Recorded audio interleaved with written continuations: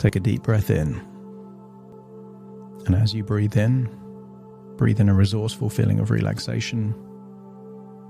And as you exhale, just get a sense that tension is leaving your body. And I want you to scan your body, almost like the radar in an air traffic control room. But you're not scanning for aeroplanes. You're scanning for tension or clues of tension around your body.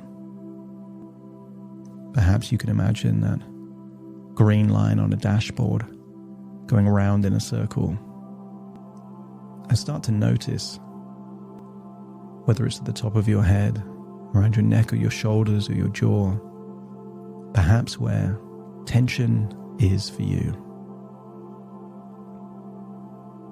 As you breathe in that resourceful feeling of relaxation, and you start to notice clues of tension, just accept that when you identify it, you can release it. And as you release that tension, feel it leaving your body in your outward breath. Meaning just by breathing in and breathing out and scanning your body from head to toe, you can become deeper and deeper relaxed.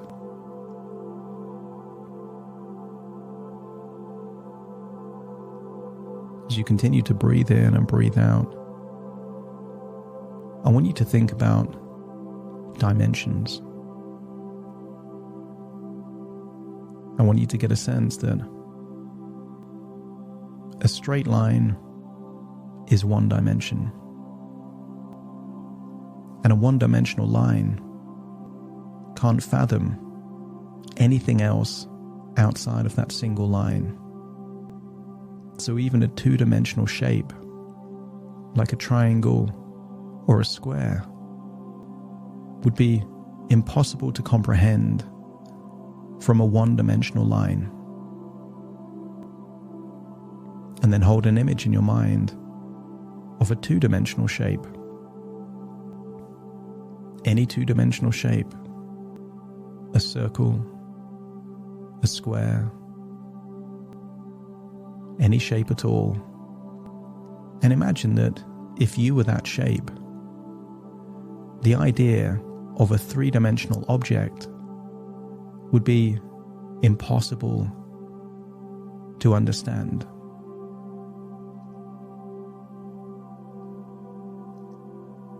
And then imagine the three-dimensional version of your two-dimensional shape. And then I want you to get a sense that while this three-dimensional object is stationary, the idea that it could exist at a different point in time is also incomprehensible. And then I want you to think of you as a three-dimensional being, able to think about the past and think about the future, but not exist in the past or the future.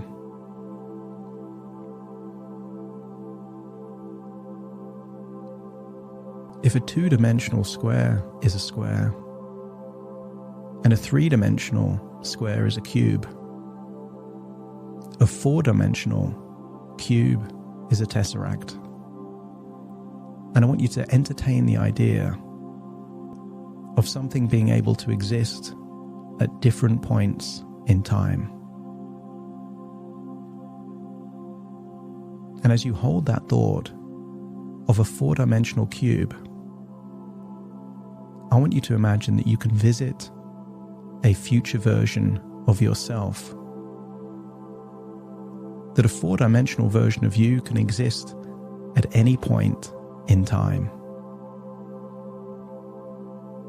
Imagine the Tesseract version of yourself. And I want you to imagine a point in the future where you're just about to go on stage at a festival.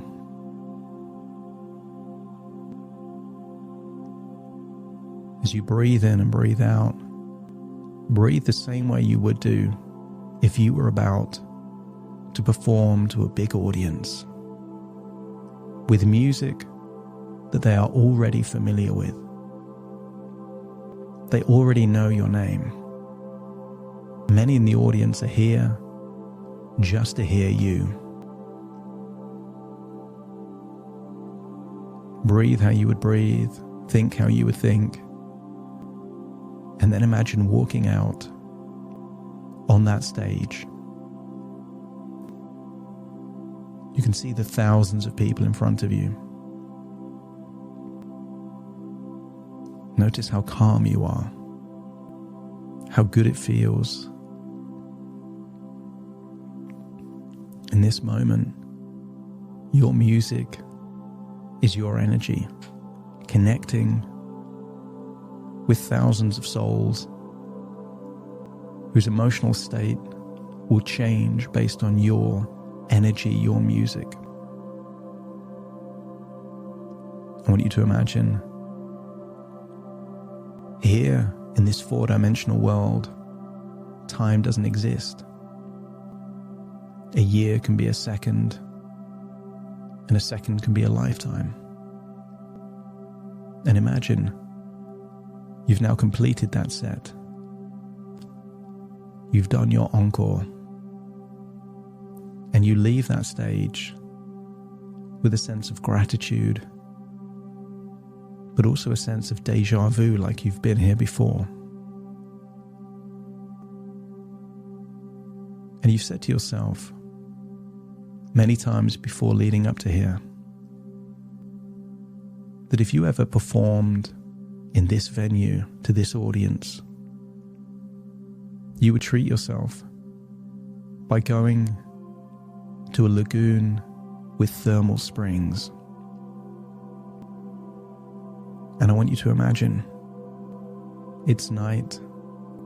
There's no light pollution here in this place. You can see the stars, and I want you to imagine seeing the northern lights, the aurora. See the greens and the blues as you imagine bathing in warm thermal springs, as you reflect on giving that performance, a performance you're proud of. And as you look up and see the northern lights, you see the aurora, and you feel relaxed in those thermal waters. I want you to reflect on all those things that you did to arrive at this location in the future. As you think backwards through time, you realize that you had no idea of knowing what would lead you to this place, which is why you had to try many different things. And I want you to notice the energy required to produce all those things without knowing which was worthy of your time and what was speculative. Required an attitude of acceptance.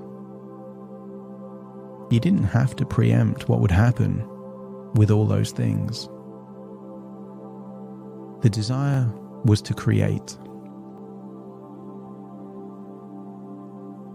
And I want you to think back to some of the greatest artists.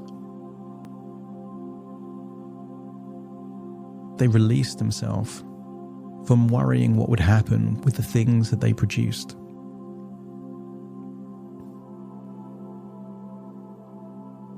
Some of the most productive artists, the Picassos, the Dalis, didn't have strings attached to what would happen with their art when they created it, but simply turned their ideas and their vision into something and then released themselves from whatever the ripple effect of that creation would be. So as you reflect on what led you to this point where you're living your dream, this point in time where You're working with some of the world's most high-profile artists.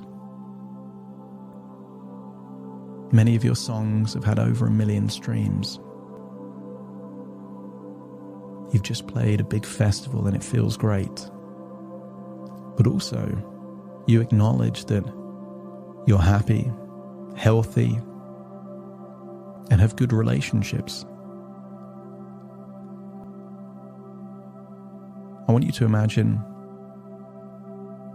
that if you were to look at yourself in a mirror, you would see someone that is successful and balanced. Successful and with humility. The kind of person you want to be. And then think back to all the possible things that could have led you to this place, where you got inspiration for your ideas from, the kind of songs that you produced, the things you said yes to, not knowing if they would lead to opportunities or not, the events you went to be around the right kind of people, the platforms you used to connect your music with new audiences that hadn't heard of you before. And I want you to observe that that version of you in the past is doing it without any strings attached, without any expectations. That version of you in the past has released all expectations and traded them to be pleasantly surprised when good things come their way. And notice that that version of you was free from the trap of perfectionism, was more in flow, was more creative, was comfortable with taking risks, didn't mind going against the grain, doing something surprising. And as you think about that version of you, wasn't it inevitable that you would just get lucky one day? Because each of those things that you did was a lottery ticket to your dream life. Each of those things that you did increased the probability of luck taking you towards this destination. That version of you was willing to be strategic and move towards a vision of yourself where you were producing the music that you really enjoyed producing, and yet was able to take advantage of waves of opportunity and to ride those waves, to surf those waves of opportunity as far as they would take you, getting you closer and closer towards this dream life. If your unconscious mind is now releasing you from the prison of perfectionism and unlocking the door to an attitude that you have to be in it to win it, that whatever you do, you either win or you learn. Just let me know by nodding your head. And then find yourself back there in that wonderful lagoon, looking up at the northern lights. And I want you to tap into a feeling of gratitude. Too many people trace a dream without knowing what that dream really is. And achieving a dream doesn't mean it stops there, because the dream is simply an evolving way of evaluating that you're tapping into your potential, you're experiencing fulfillment, and you're making a difference by you being here in this world. So tap into that gratitude. Feel how good it feels to be living the life that you wanted to live, accepting that many people don't, but that also by you living the life that you want, you're able to change the emotional state of thousands and thousands of people all around the world. To make them smile perhaps when they're sad. To make them think in new and different ways. To access new ideas or new emotions, or to help them navigate the heavy emotions that they're feeling. I want you to accept that music is one of the key and most powerful ways of changing emotions. And as you imagine lying there in that lagoon, imagine all the people around the world that are experiencing emotions that perhaps are not helpful or just neutral. And what if your music makes someone bored smile? What if your music can change someone's mood immediately? And it gives you a sense of gratitude and privilege that you can do something that genuinely changes how people feel about themselves and the world they live in.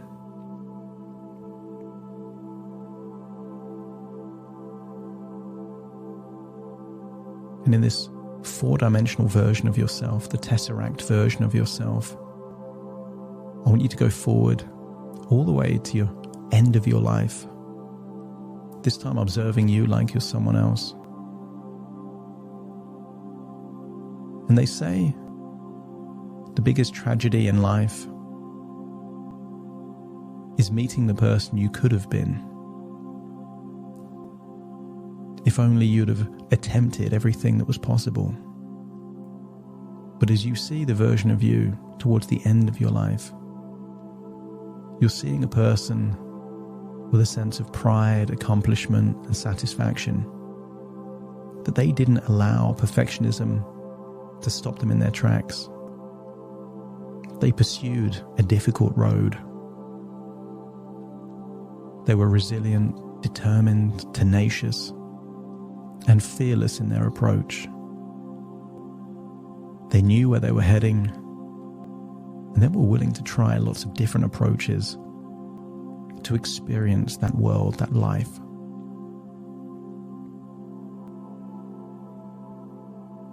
And if you can see that future version of you, having lived a life that was well lived, let me know by nodding your head.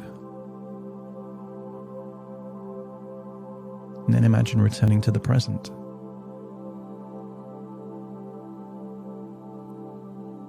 And take that clarity as to your future, your vision, knowing that your future is proportionate to the choices that you make and to the unknown element, the variable of luck, which is why your strategy takes luck into consideration. You will explore many different opportunities, tactics, and approaches, knowing that you only need just one of these approaches to be effective and to align with luck and serendipity, to enable you to take your future to the very destination that you've seen. Finding yourself firmly in the present, turning your Tesseract back into a cube, and taking that version of you that exists at every moment in time back to only being here in the present, listening to my voice. Take a deep breath in through your nose and out through your nose. Wiggle your fingers, wiggle your toes, get a sense that all parts firmly in the present, but back with a new perspective on how to steer your life in the direction you desire.